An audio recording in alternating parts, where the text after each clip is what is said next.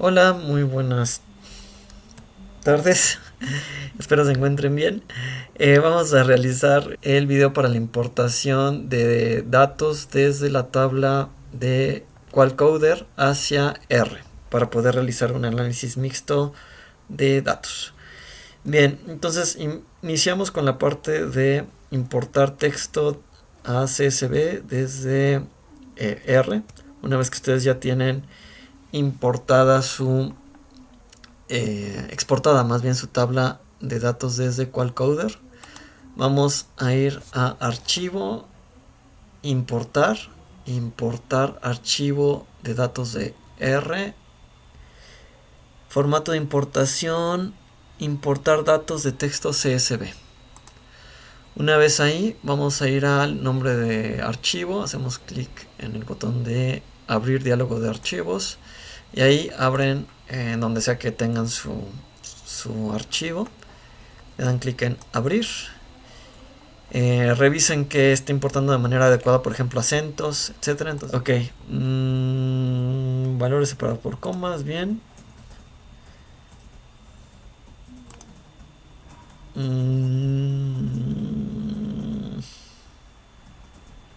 Muy bien. Bien, entonces hacen clic en enviar. Bien, una vez que ya tienen importada esa parte, ustedes pueden importar el objeto a el objeto que vamos a utilizar, que se llama COD. Entonces para ello le cambian el nombre o le ponen el nombre del objeto que ustedes vayan a importar o con el que lo hayan importado y lo convierten al objeto que vamos a utilizar para hacer las conversiones, ¿sí? Y utilizar el paquete iRanges, ¿de acuerdo? Entonces le dan clic en convertir el archivo, en este caso mycsv.data, al objeto cod y recuerden siempre cargar el paquete library iRanges o con library iRanges para que quede cargado su paquete y quede de este lado, ¿de acuerdo? Bien, una vez que ya está cargada la paquetería o el paquete iRanges, ya podemos realizar las funciones que están acá abajo, ¿sí? El primero o el primer paso va a ser establecer el rango de inicio al final de nuestro archivo, ¿sí? En este caso, por ejemplo, MyCSVData tenemos el índice de inicio, es el index 1 y el índice final es el index 2, ¿sale?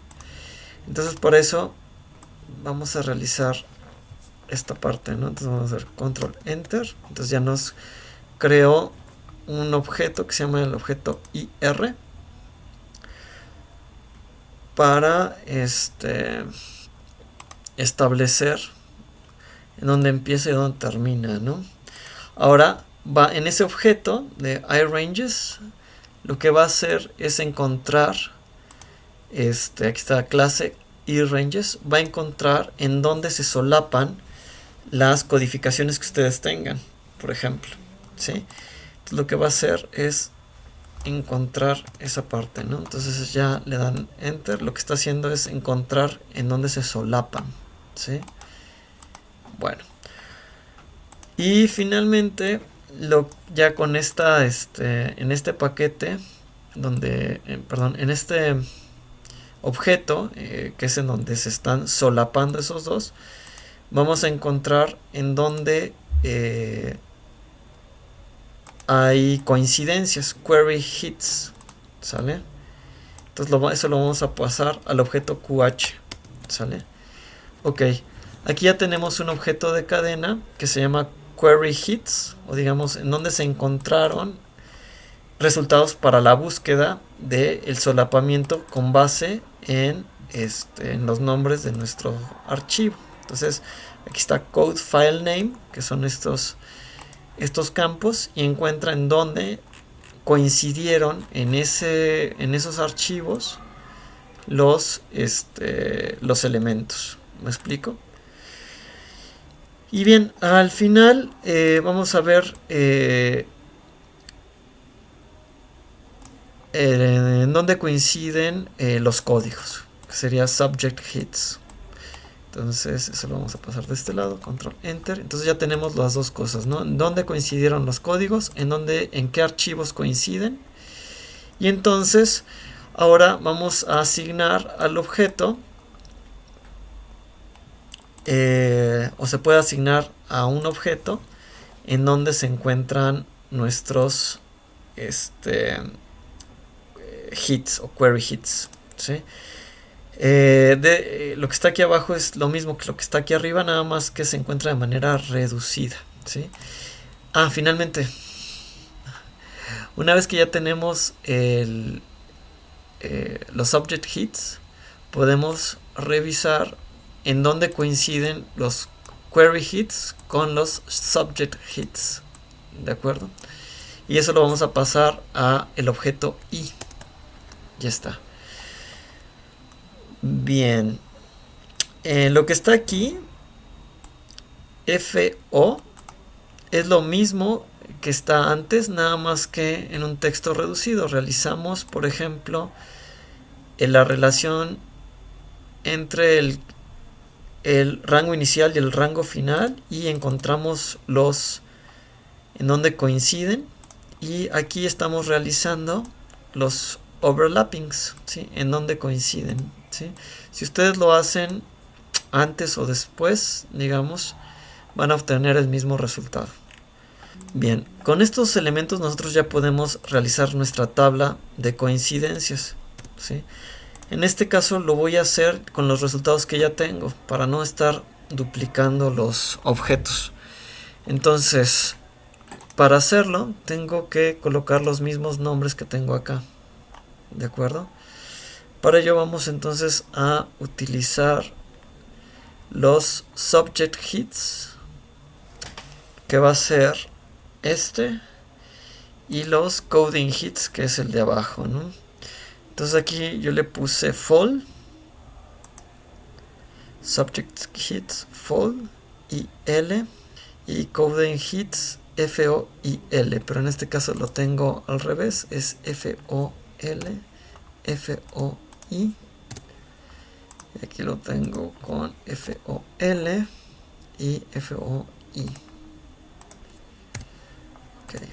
Y vamos a marcar las coincidencias para marcar nuestra tabla como la tengo aquí arriba. Okay. Le damos control enter. Entonces ya tenemos nuestra tabla o nuestra matriz de coincidencias, ¿sale? Aquí está nuestra tabla. Bueno, ahora si quieren ver u observar, por ejemplo, lo que tenemos ya en esta parte, podemos podemos observarla utilizando el comando rkprint para observar el resultado. ¿Qué es lo que hace? Transforma coincidencia en este ámbito local al objeto result y le va a poner un título que es tabla de adyacencia por códigos totales. Vamos a ponerle control enter. Esta es nuestra tabla, ¿sí? Aquí observan, por ejemplo, capacitación con capacitación tiene 22 coincidencias. Esa es la frecuencia con la que se encuentra el código. Pero aquí en las columnas podemos ver en dónde coincidió o si coincidió con otros códigos. ¿De acuerdo? Vamos a transformar el objeto de coin o de coincidencias en el objeto coind para transformar la diagonal en ceros y quitar las frecuencias. Entonces eso es lo que vamos a hacer en el objeto coind, por eso lo estamos copiando. Ya creamos el objeto coind. Entonces, si ustedes, por ejemplo, le dan doble clic, le dan en donde dice print, van a observar que en donde coinciden, donde aparecían las frecuencias, van a aparecer en ceros. ¿De acuerdo? Ok. Ahora vamos a realizar la tabla de adyacencias sin totales. Por eso estamos utilizando aquí coind y para que aparezca en nuestra tabla, en nuestra ventana de resultados. Entonces aquí están ya. Nuestra tabla sin totales, ¿sale? Ahora vamos a cargar la librería iGraph. Ok, ya está cargada aquí nuestra librería iGraph. Entonces vamos a utilizar la función graph from adjacency matrix. Vamos a tomar el objeto que acabamos de crear y vamos a crear una red con una modalidad no dirigida, ¿sale? Y lo vamos a llamar M. Ok, aquí está nuestro objeto en clase iGraph. Sí, ya está en formato de red. Y entonces ahora lo podemos guardar, ¿sí? Ustedes pueden seleccionar en donde sea que quieran guardar el objeto, ¿sí? Por ejemplo, C, /, ruta en su computadora hasta la carpeta que ustedes decidan. En mi caso, lo puedo guardar, por ejemplo, en el escritorio. Entonces tengo que colocar aquí una ruta del output hacia el escritorio antes de correr este comando de write-gfx, ¿sale? Entonces, me falta cargar esa librería. Vamos a cargar la librería. Ya está cargada la librería. Vamos a transformar iGraph to gexm. Entonces ya está creado aquí nuestro objeto exportado, o ya está listo para ser exportado. Y vamos entonces a realizar el procedimiento para escribir nuestro archivo, ¿sí? En formato de gráfico de redes. Para hacer eso tengo que ver en dónde lo voy a guardar. Entonces yo creo que lo voy a guardar en mi escritorio. Voy a crear aquí una nueva carpeta. Le vamos a poner gráfico de redes. Enter, enter. Y entonces ya ustedes ahí pueden copiar la dirección hacia ese directorio y marcarlo, ¿sí? Otra solución sería ir a área de trabajo y establecer directorio de trabajo, y ahí ustedes pueden seleccionar el directorio a donde lo quieren mandar. Por ejemplo, acá seleccionar, y aquí ya no es necesario que escriban la ruta, ya nada más es el nombre del archivo, ¿no? Entonces cualquiera de las dos opciones es válida. Por ejemplo, en este caso, ya que lo tengo así seleccionado, puedo mandarlo directamente como el nombre gráfico de redes, sin necesidad de marcar el nombre, marcar el output. Mejor lo voy a hacer así de una vez y ahorita checamos si funciona. Este es el nombre del archivo gexf, el directorio de salida, y si lo queremos abrir, la codificación en la que le queremos normalmente es en UTF-8, y si ya hay algún archivo con ese nombre lo va a reemplazar. Aunque me falta nombrar el archivo, le vamos a poner res1.sgexf. Listo. Ok, vamos a ver si ya está. Ya está. Ok. Ahora tenemos que abrir Gephi, ir a archivo, ruta en su computadora hasta el archivo que ustedes le hayan puesto el nombre. En este caso es red1.gexf. Abrir tipo de grafo, no dirigido, autoescalar, estrategia para combinar aristas, suma, aceptar y vista general, que me parece está en el siguiente video. Bueno, hasta aquí la dejamos. Muchas gracias. Hasta luego.